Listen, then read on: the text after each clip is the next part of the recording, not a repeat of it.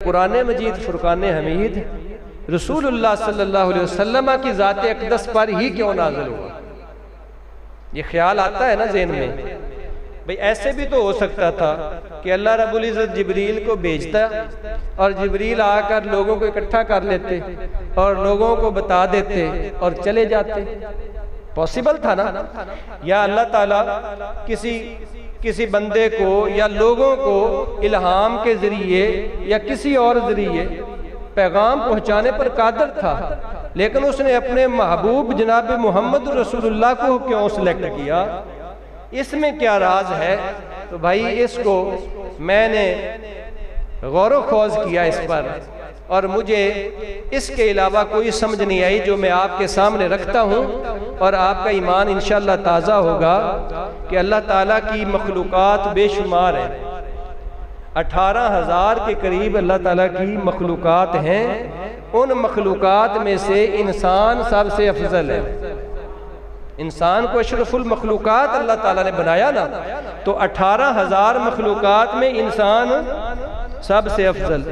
अब इंसानों में बेशुमार इंसान है, यहूदी भी इंसान है, ईसाई भी इंसान है, मजूसी भी इंसान है, हिंदू भी इंसान है, कोई सोशलिस्ट है तो वो भी इंसान है, कोई कम्युनिस्ट है तो वो भी इंसान है, कोई बुत परस्त है तो वो भी इंसान है, कोई मुशरिक है तो वो भी इंसान है। इंसान तो सारे इंसान है, लेकिन इन इंसानों में अफजल कौन है? वो मुसलमान है। अफजल कौन है? मुसलमान है। इसलिए तो अल्लामा इकबाल ने मुसलमान की शान बयान की ना कि कहारियो, गफ्फारियो, कुद्दूसियो, जबरूत, ये 4 अनासर हो तो बनता है मुसलमान। हमने मुसलमान जो है ना वो एम ही समझ लिया ना, हमें प्लेट में रखकर इस्लाम दे दिया गया, वरना अगर हमने कुर्बानियां दी होती तो हमें मुसलमान होने का भी एहसास होता और इस पर फख्र होता कि मुसलमान होना कितनी बड़ी सादत है। जिसने सिद्के दिल से ला इलाहा इल्लल्लाह पढ़ लिया हो, वो हुजूर की उम्मत में दाखिल हो गया हो, तो इंशाअल्लाह ताला इस कलिमा की बरकत से अल्लाह ताला बख्शिश फरमा देगा। ये अल्लाह का एहसान है, वरना हम किसी काफिर के घर भी पैदा हो सकते थे, किसी मजूसी के घर, किसी मुशरिक के घर, किसी यहूदी के घर हमारी पैदाइश हो सकती। हमारा कोई इस पे इख्तियार था? ये अल्लाह का करम है कि उसने हमें मुसलमान बनाया। और अल्लामा इकबाल ने मुसलमान की शान ये बताई कि मुसलमान वो होता है जिसमें सिफ्ते कहारी भी हो, सिफ्ते गफ्फारी भी हो, सिफ्ते कुद्दूसी भी हो, सिफ्ते जबरूती भी हो। ये राज किसी को नहीं मालूम कि मोमिन कारी नजर आता है, हकीकत में है कुरान। गोया मोमिन की शान ये है कि वो नजर कारी आता है लेकिन हकीकत में कुरान होता है। और अगर कुरान नहीं है तो फिर मोमिन नहीं है, और अगर मोमिन नहीं है तो फिर मुसलमान नहीं है।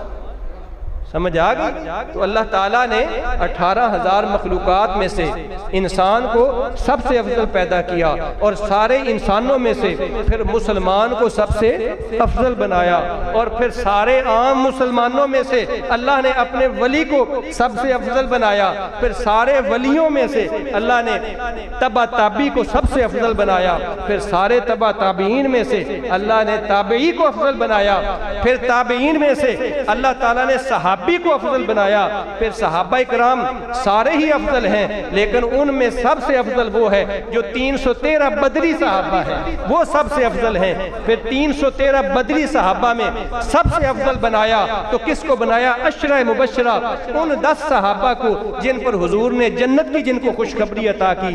फिर उन 10 सहाबा में से हुजूर के 4 यार सबसे अफजल हैं। फिर हुजूर के 4 यारों में जनाब सैयदना सिद्दीक़ अकबर सबसे अफजल हैं। फिर सिद्दीक़ अकबर के बाद अंबिया नबी अफजल होता है। फिर 1,24,000 अंबिया आए, उन नबियों में से रसूल जो होता है वो अफजल होता है। फिर रसूलों में सबसे अफजल जो होता है वो उलुल अज़्म रसूल होता है। फिर उलुल अज़्म रसूलों पे बात खत्म नहीं होती। उलुल अज़्म रसूलों के बाद मुस्तफ़ाओं की बारी आती है। मुस्तफ़ा भी 4 हैं, हम तो एक जानते हैं ना, मोहम्मद मुस्तफ़ा। लेकिन याद रखो कुरान मजीद में इब्राहीम अलैहिस्सलाम को भी मुस्तफ़ा कहा, मूसा अलैहिस्सलाम को भी मुस्तफ़ा कहा, नूह अलैहिस्सलाम को भी मुस्तफ़ा कहा, आदम अलैहिस्सलाम को भी मुस्तफ़ा कहा, और मोहम्मद मुस्तफ़ा को भी मुस्तफ़ा कहा। गोया जहाँ पर उलुल अज़्म रसूलों की इंतहा होती होती है वहाँ पर मुस्तफ़ाओं की इब्तिदा होती है, और जहाँ पर मुस्तफ़ाओं की इंतहा होती है वहाँ पर मोहम्मद रसूलुल्लाह की इब्तिदा होती है।